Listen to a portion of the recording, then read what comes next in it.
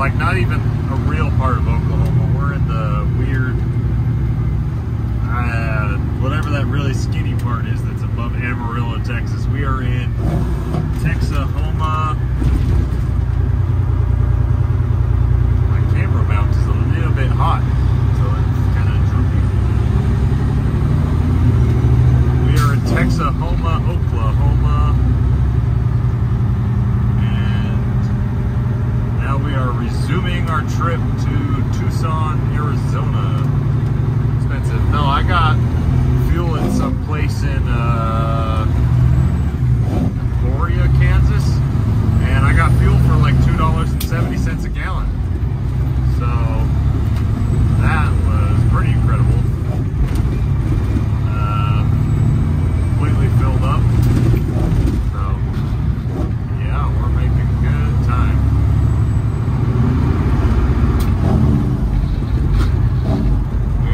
We're now in Texas. Well, I guess we're in the boring part of Texas. Amarillo is not too far. We're not even going through Amarillo. We're just going through.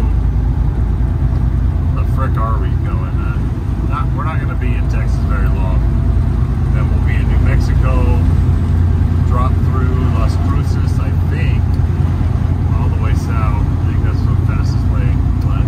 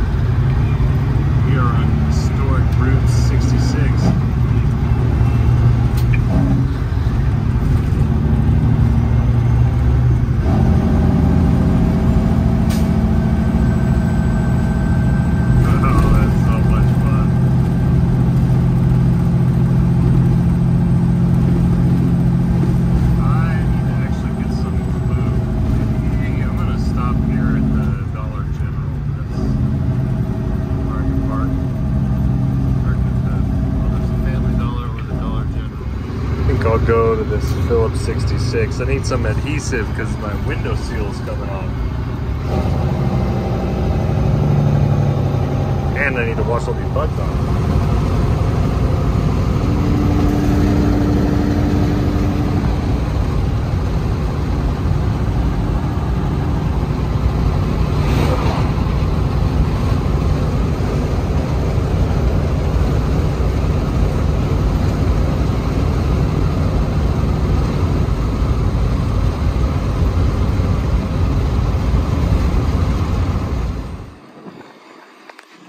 Look at that, I cleaned the windshield, all the dirty bugs are gone.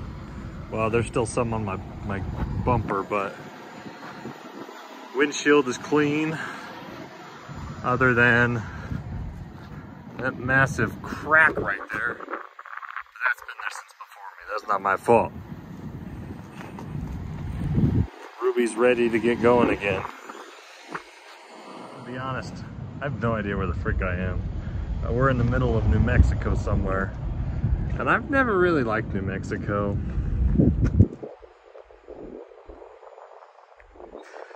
It's kind of cool. I guess there's UFOs here. But let's get rolling. We're about 350 miles away from Tucson. I'm trying to get a load. I'm trying to get a power-only load home. But I'm having a hard time finding a direct load home. There's a couple power-only loads going to Denver, and then a couple power only loads going to California, but there's none going straight north. So I'm probably just gonna deadhead the 700 miles home. But it's okay, I need to get home. I got a lot of stuff I gotta do, so it is what it is. Oh, isn't that so much better to look through a nice clean windshield?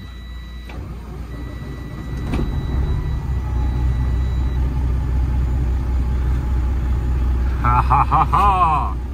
Let's get going.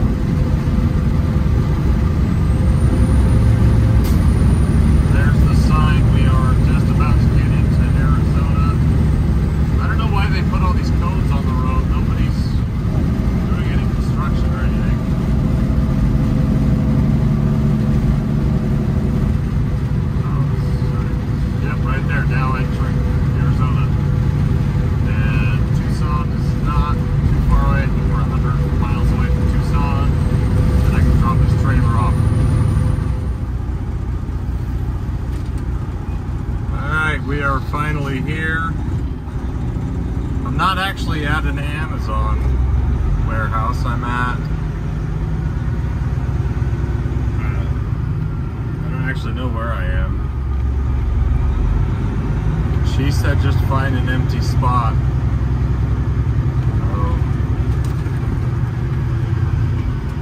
Oh, that looks pretty good. Okay, we'll back up right here.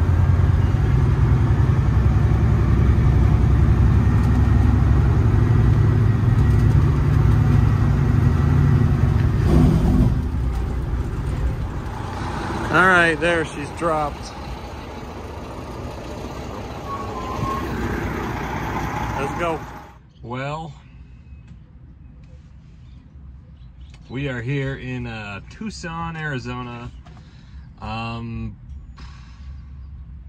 got really happy because I found a load. It was basically a direct load home. Called the broker, whatever. I show up and it was, see, this is why sometimes I'm like, some brokers are good and some brokers like don't know anything. Because I got there and it was a power only load, but it was basically like, it's like a pup trailer, but not really a pup trailer. It needed a hit, like a pintle hitch, like the, how do you make with your hand? The circle, and it locks on like my dump truck hitch. My dump truck has a pintle hitch on the back, and so it's basically like one of those. If I was driving my dump truck, I'd be able to hook up to it. But I got there, and once I saw the trailer, I knew immediately I wouldn't be able to take it up to Utah, so that was a bummer.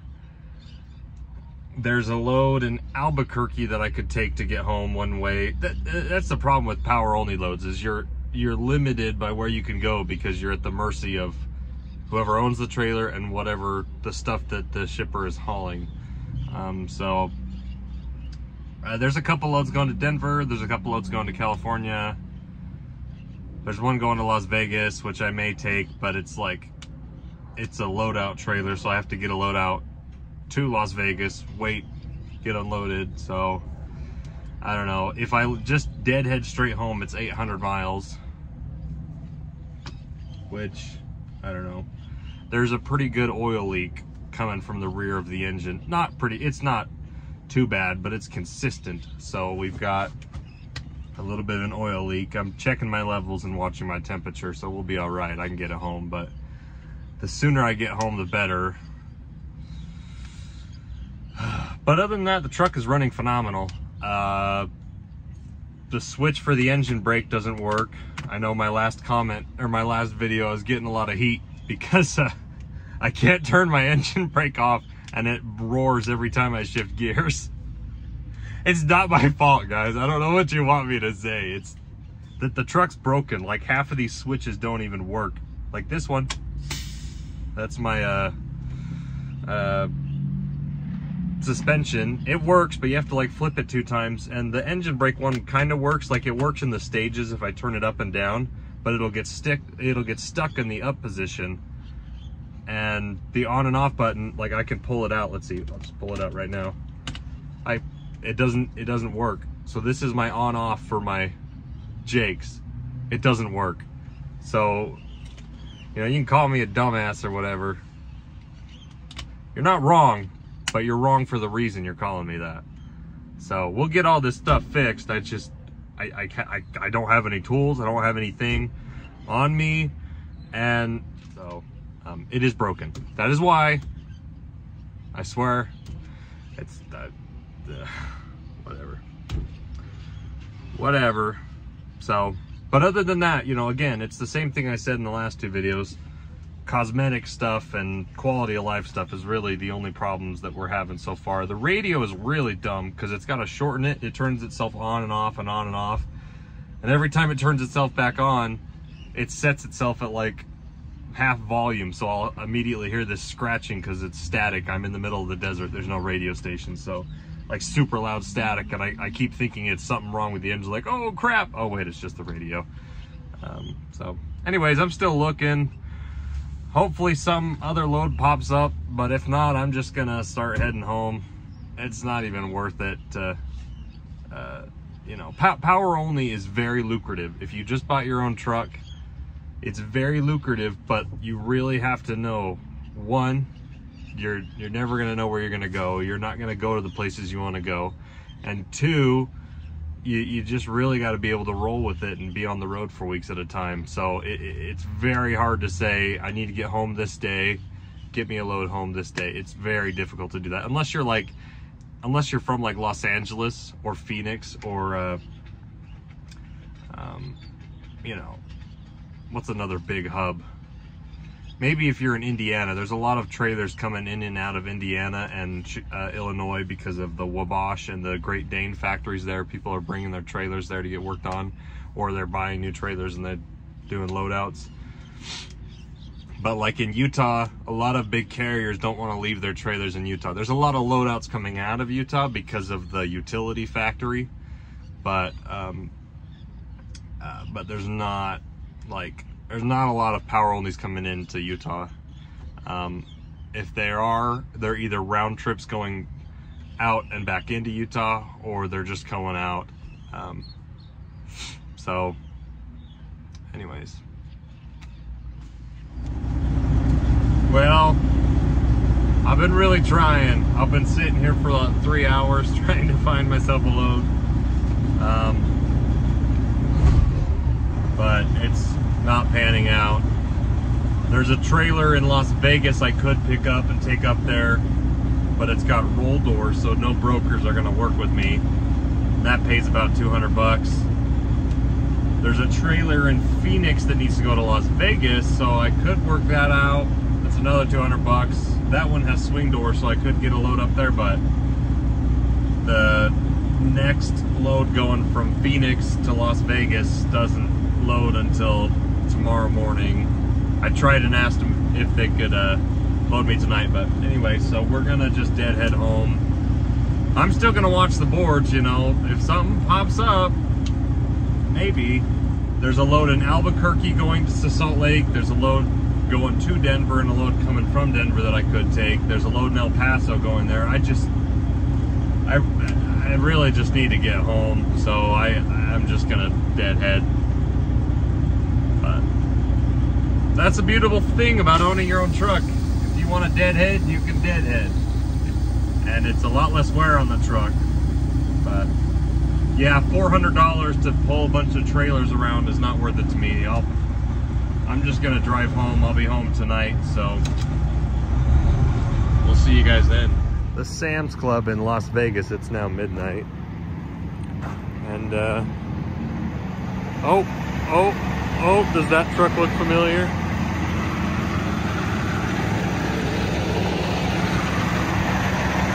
He took my damn spikes off. Whatever. That's Esmeralda. That's my other truck that I used to drive full time. He's coming from California, doing my California run every week. But yeah, he's asleep. I'm not gonna wake him up, but it's kind of funny, you know. Anyways, let's get rolling.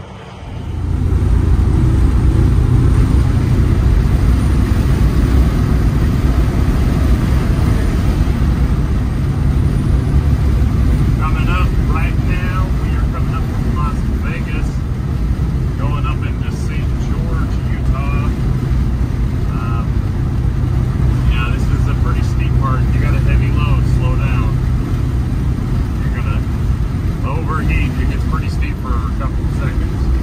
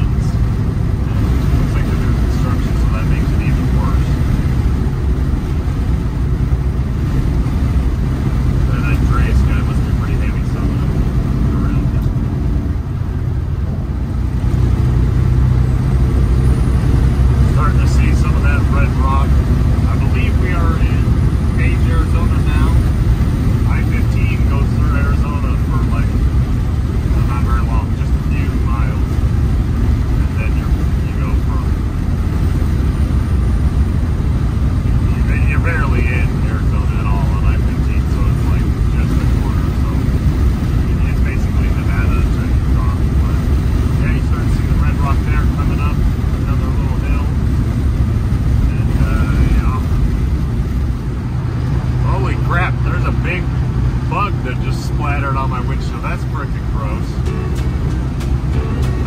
Yeah, we're now here in St. George. You see that beautiful red rock off in the distance, and there's the big white LDS temple there. Super contrasting. Let me roll my windows up so it's not so freaking loud. Yeah, my brother actually lives down here in St. George, and he's going to, let's see, it used to be Dixie College, but now they just renamed it, and it's Utah Valley Tech or something. Utah Tech. That's the new name. But yeah, he's down here somewhere.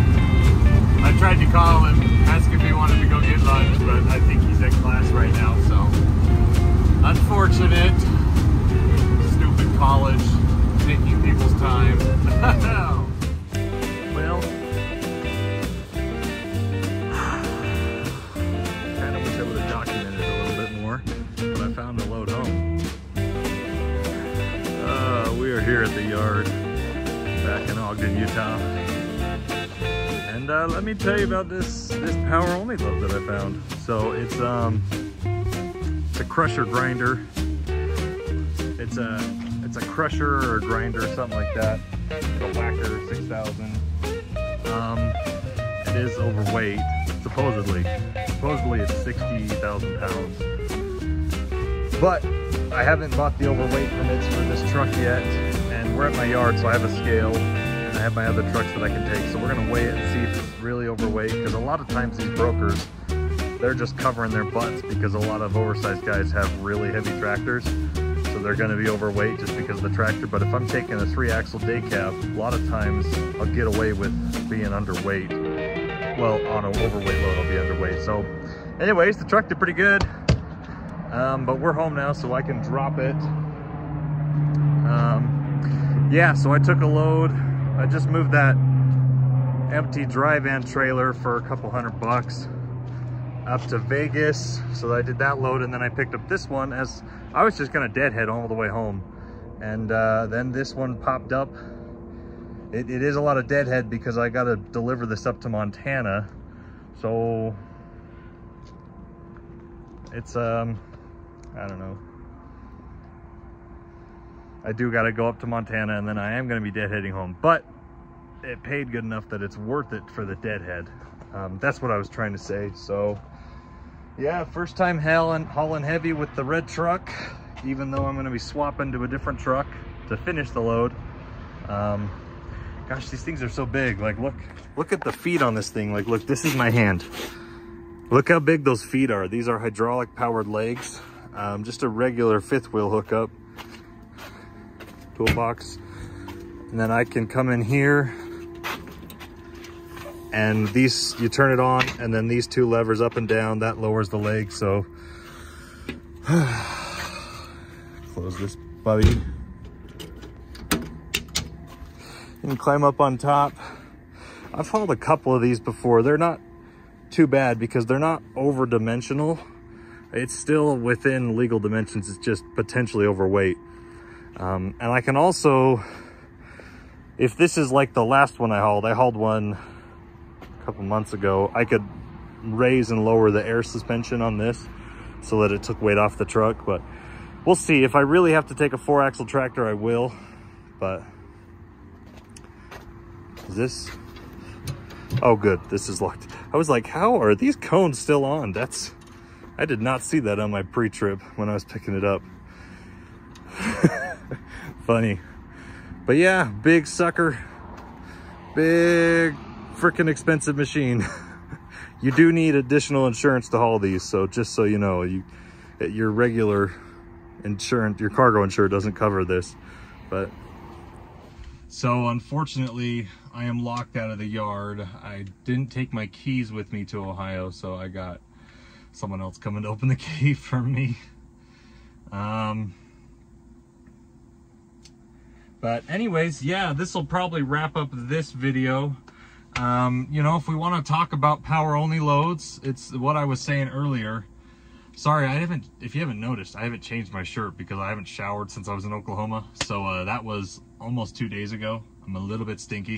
That's why I'm wearing the same shirt. Gonna go home, get a good shower. But we were running super hard and did that load to Vegas, picked up this load, just trying to get home as quick as I could. But the truck's running really good. Anyways, we're gonna swap them out. But power only loads can be very, very lucrative. You gotta have the additional insurance, both your interchange insurance and higher insurance if you're hauling like expensive equipment and stuff. Gosh, I'm sorry, I'm sweating. Let me roll that window down. There, give myself a little bit of breeze. You got to have additional insurance, and don't be scared of that, because you can also buy it in increments. Like you can buy like short one-way insurance loads. Permits, if I am overweight, I already have, for some of my trucks in the yard, I already have Utah and Idaho permits, but I'll have to buy a Montana permit, which I believe is like $70. But that's non-consequential, you know, it is what it is. So someone's being really loud. So, but power only loads can be really good.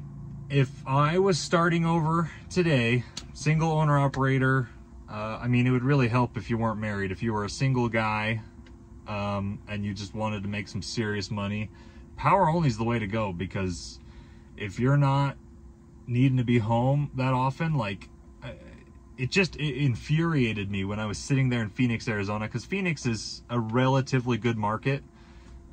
It's definitely better than Utah or Montana or Washington, which is what I normally run.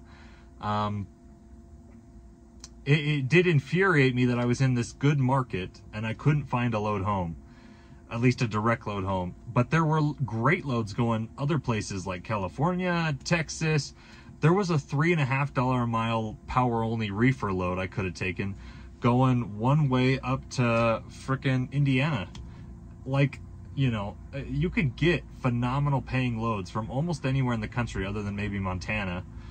And then even in Montana, there's a lot of power only stuff coming out of Montana, like a lot of frac tanks that they move around, or generators, like those generators that I hauled from Spokane. That was a couple videos ago. Those overweight generators that are in the blue container trailers or whatever. What are they? International. It's a big group. They're very recognizable. But it had a split axle, so I wasn't actually overweight. I didn't need to buy overweight permits when I took that last one. So, yeah, you can get away, not get away, but you can get some pretty good power only loads if you don't need to be home. And that's what I was trying to say earlier. You got to have good insurance. You got to have good relationships with brokers, because brokers, they're a lot more strict on power only loads, because not only do you have the cargo in the trailer that they're worried about losing if you're a bad carrier, they also have the trailer itself. If you ruin the trailer, that could be very expensive depending on what type of trailer. Something like this that I'm pulling right now, the broker helped us out a little bit. They covered part of it. But it's like $600,000 in cargo insurance. And a broker's not going to give that to somebody they don't know. So it's good to have a good reputation, good safety score, good rating. But yeah, you can, if I was starting over today, let me finish what I was saying. If I was starting over today, buying my own truck, getting my own authority, I mean, I probably wouldn't go straight up getting my own authority, because that's really hard as a single owner operator. I'd probably lease on with somebody else, maybe a heavy haul group. But if I had to, and I didn't want to buy my own trailer, maybe I'd buy a used trailer I could have sit somewhere. But power only is really the way to go. I mean, it really is. If you don't need to be home, if you want to just go across the country wherever, you could get some phenomenal paying loads that are one way, or some of them are round trip. Swift does a lot of round trip. JB Hunt is typically more one way. JB Hunt has some really good paying one way power only loads. Who else has some? There's tons of them out there. You know, like that frac tank that I hauled up to Washington. I've hauled several of those now. Those are phenomenal. The problem is I can't get a direct load home. So unless I got one of my other trailers staged somewhere or a pre-booked load home, it's hard to be home. You know, I'm finally getting home. I've been gone for a week, and for some people that doesn't sound like a lot, but for me, it's really hard to dispatch 6 other trucks while I'm driving. So it's doable because I have connections, and a lot of these brokers text me like I'm their buddy, and I just say yes or no. I want this load. Yes or no. Give me the load. And I'm not like bargaining for every single load we take. It's like, do you want the load? Yes, no, yes, no. I just text them back, you know. So it's really good to have the connections. It's good to be established. And anyways, I'm gonna wrap the video up here. Truck did phenomenal. We've done 2,500 miles, made it home. We'll get the oil leak fixed, get the cruise control fixed, get the AC fixed, get these stupid windows that won't roll up fixed, clean it out, maybe put some cool lights back there. I might even put a TV in here because I like this truck so much. But that's cool.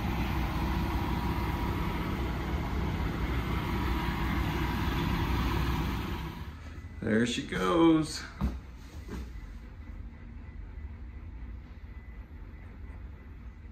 So I actually got one of my other drivers to take that crusher. I wasn't going to because it's such a high value load. I was a little bit uncomfortable with it. But I'm freaking tired, so he took it for me. I mean, once you get hooked up, it's an easy load. We actually weighed it out. This is what I was saying last night. Don't buy the permits till you weigh yourself out. If you're doing oversized, overweight, don't buy the permits until you have a chance to see how heavy you actually are, because it's not actually overweight. It was like 80,300 pounds. So we were like 300 pounds over, which technically you're supposed to buy an overweight permit, but none of the axles are overweight. The tri-axle set was sitting right at 40,000 pounds, which is good. They can be up to 42,500. The drive axles were right at 30,000 pounds, which those can be 34. The steer axle was only at 11,000. So I've got plenty of room still on all my axle sets before the individual axle sets are overweight. Just my gross is overweight. I was thinking I was gonna have to take a day cab, but yeah, it's light enough. So we hooked the blue sleeper truck 1076 up, and my other driver's taking it. So anyways, don't buy your permits till you actually see the equipment. That's your tip for the day. Take care, guys. See you in the next video.